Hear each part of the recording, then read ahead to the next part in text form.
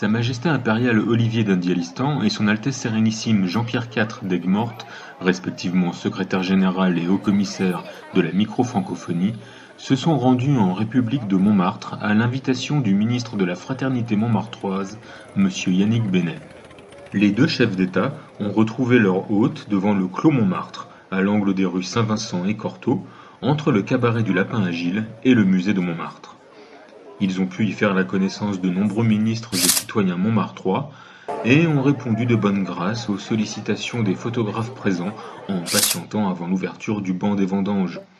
Les vignes de la Butte attendaient les visiteurs sous un soleil radieux pour cette 84e édition de la fête des vendanges de Montmartre. Aux premières loges de l'événement, Sa Majesté impériale Olivier et Son Altesse Sérénissime Jean-Pierre ont écouté avec une attention remarquée les discours prononcés sur le thème de cette année, la lumière. Cette fête, c'est une alchimie entre la tradition et la création. On est ancré dans cette tradition culturelle de Montmartre, de ce village de Montmartre, et en même temps, on prend en compte la diversité de la vie locale et l'identité de cette vie locale.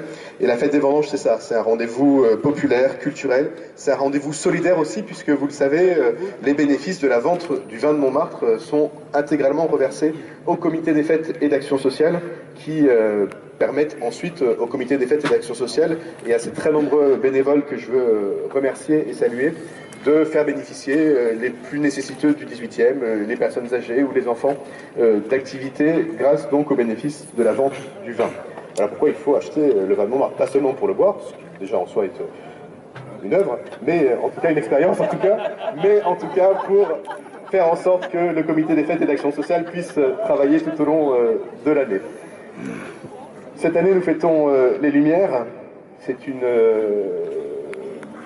thématique que nous avons souhaité, après avoir mis à l'honneur en 2015, à l'occasion de la COP21, la planète, après avoir mis à l'honneur en 2016 la liberté, les libertés, à un moment où nous nous sentions sans doute attaqués, nous voulions cette année fêter les lumières qui éclairent et qui illuminent, mais au-delà, les lumières qui nous rappellent que la raison, la science, l'envie d'être un tout petit peu rationnel de temps en temps, c'est aussi une des belles et une des grandes valeurs de notre pays, et d'ailleurs bien au-delà de notre pays. Et je suis très heureux que cette thématique des Lumières ait trouvé une résonance dans tous les quartiers du 18e, et puis que nous ayons pu fêter les Lumières du monde entier, parce que des Lumières, il y en a eu partout. Je suis vraiment très heureux que nous ayons en plus le soleil et la lumière du soleil pour fêter le banc des vendanges ce matin. Très belle fête des vendanges à toutes et à tous.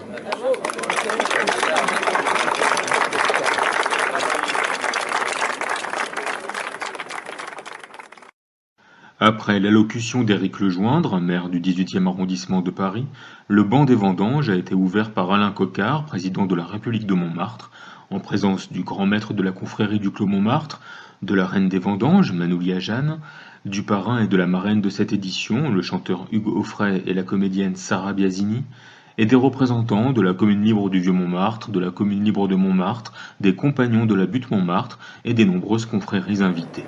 Nous ne devons pas céder.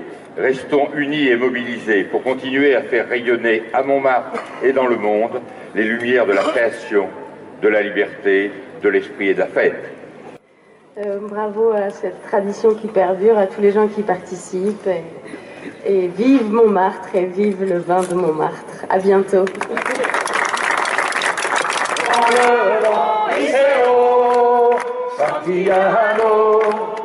Si Dieu veut toujours droit devant, nous irons jusqu'à San Francisco. Je pars pour de longs mois en laissant Margot.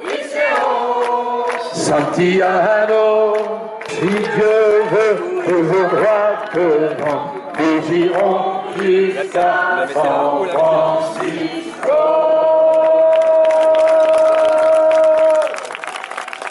Merci.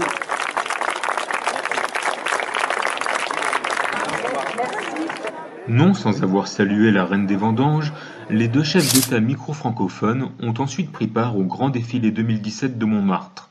Une place d'honneur leur y avait été attribuée, puisqu'ils ont marché en tête de cortège juste derrière la République de Montmartre.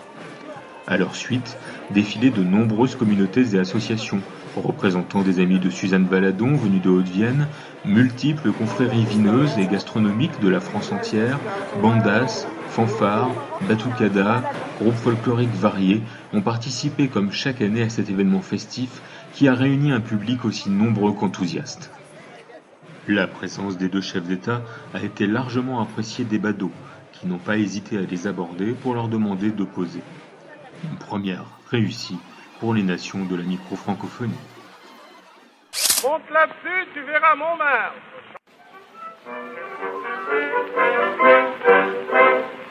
Il y a dans la plaine, boulevard des Italiens, un tas d'énergumènes qui soient très parisiens. Partout, même chez le ministre, ils arrivent en premier. S'il se produit un sinistre, ils s'appellent les pompiers. Aussi, quand je rencontre un de ces matubus, il faut que je te montre ce que tu n'as pas encore vu. Monte là-dessus, monte là-dessus, monte là-dessus, tu peux dire à mon âge, il soit bien convaincu. Tu verras sûrement quelque chose de plus. Monte là-dessus, que là-haut, tout est beau.